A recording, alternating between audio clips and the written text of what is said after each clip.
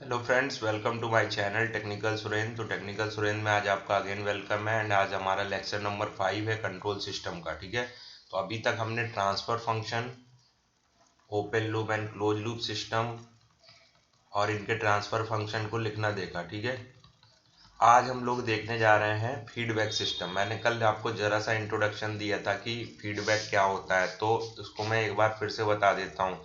Suppose that ये हमारा एक सिस्टम है, ये कोई भी सिस्टम हो सकता है। फॉर एग्जाम्पल मैं इसको एसी कंसीडर कर लेता हूँ और एसी में आपको आउटपुट में 20 डिग्री सेंटीग्रेड टेम्परेचर चाहिए। आपने टेम्परेचर सेट किया, यहाँ से इनपुट में पावर सप्लाई जाएगा। जाहिर सी बात है, एसी पावर से ही चलता है, बिजली से ही चलता है। अब मैंने इसमें एक फीडबैक सिस्टम लगा रखा है एचएस। ठीक है, अब एक्चुअली में मुझे 20 डिग्री सेंटीग्रेड चाहिए बट मुझे मिल रहा है सपोज दैट 16 डिग्री सेंटीग्रेड। तो ये सी एस से यहाँ पे जाएगा फीडबैक सिस्टम में कि 16 डिग्री सेंटीग्रेड मिल रहा है और मुझे 20 चाहिए था। तो कितने डिग्री टेम्परेचर का अंतर है? 20 minus 16 equal to 4 degree centigrade.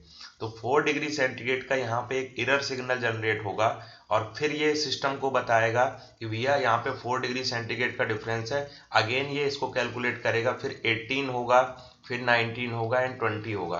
तो फीडबैक सिस्टम से हमें क्या हेल्प मिलती है? हमें सिस्टम में जो कंट्रोलर होता है, ये जो कंट्रोल कर रहा है, ठीक है, कंट्रोलर के एक्शन को हम लोग आउटपुट से कंट्रोल करते हैं। ठीक है, एंड जो कंट्रोलर का एक्शन होता है उससे आउटपुट डिपेंड होता है एंड आउटपुट से कंट्रोलर का एक्शन यहाँ से इस फीडबैक पाथ से डिपेंड हो जाता है। तो ये था फीडबैक। अब इसमें 2 टाइप के फीडबैक सिस्टम होते हैं। एक होता है पॉजिटिव फीडबैक और एक होता है नेगेटिव फीडबैक। ठीक है, सपोज दैट यहाँ पे पॉजिटिव फीडबैक सिस्टम लगा हुआ है, तो ये क्या करेगा? 20 प्लस 16 कर देगा। तो यहाँ पे कितना बताएगा इसको? ये बताएगा 36 डिग्री सेंटीग्रेड और हमें चाहिए 20 था, तो इसके लिए ये रॉन्ग हो जाएगा। ठीक है, ऐसे ही अगर हमें पॉजिटिव फीडबैक की नीड है या हमें कोई चीज़ बढ़ा के देनी तो पॉजिटिव, अदरवाइज नेगेटिव। फिर आते हैं positive feedback system and negative feedback system में ओवरऑल गेन क्या रहेगा।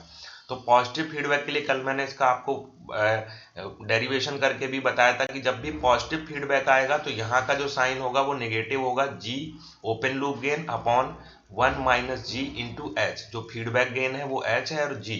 ठीक है, और इसमें नेगेटिव फीडबैक में यहाँ पे पॉजिटिव साइन आ जाएगा बिकॉज इसका मैंने डेरिवेशन किया था तो वहां पे अपोजिट साइन आ रहा था। जैसे नेगेटिव है तो यहाँ पे पॉजिटिव साइन। अब ये लेस स्टेबल क्यों होता है और मोर स्टेबल कैसे होता है?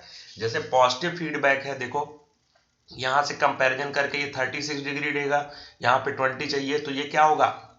अनस्टेबिलिटी की तरफ मूव करा रहा है। किसकी तरफ?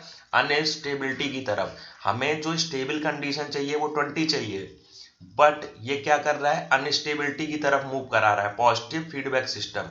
ठीक है, तो ये लेस स्टेबल सिस्टम होता है। ठीक है, और जो नेगेटिव फीडबैक सिस्टम है वो हमें स्टेबिलिटी की, इसमें लेस स्टेबल है मतलब इसमें मोर ऑसिलेशंस होते हैं। जब आप अभी ऑसिलेशंस या टाइम रिस्पॉन्स देखेंगे तो वहां पे देखेंगे, और इसमें एक स्टेबल या एक बिल्कुल इसका ट्रांजिएंट रिस्पॉन्स होता है जो एक स्टेबिलिटी की तरफ लाइक दिस जाता है। ठीक है, इनफाइनाइट टाइम पे स्टेबल आउटपुट देने की कोशिश करता है।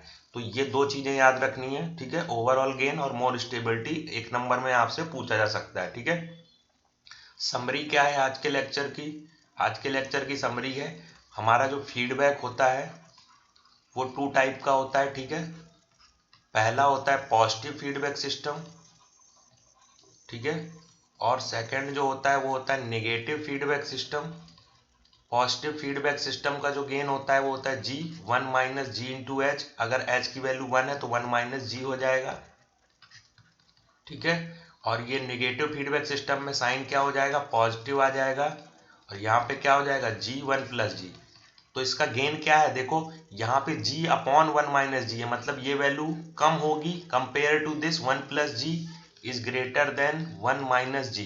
तो ये वैल्यू कम होगी, मीन्स जब इससे डिवाइड होगा तो ये वैल्यू मोर आएगी, मतलब मोर गेन देता है कौन सा? Positive feedback system. और ये लेस गेन देता है कौन सा? Negative feedback system. तो इतने पॉइंट थे जो आपको इस समरी में आपको आसानी से समझ में आ गया होगा, इतना ही याद रखना है। ठीक है फ्रेंड्स, थैंक्स फॉर वॉचिंग।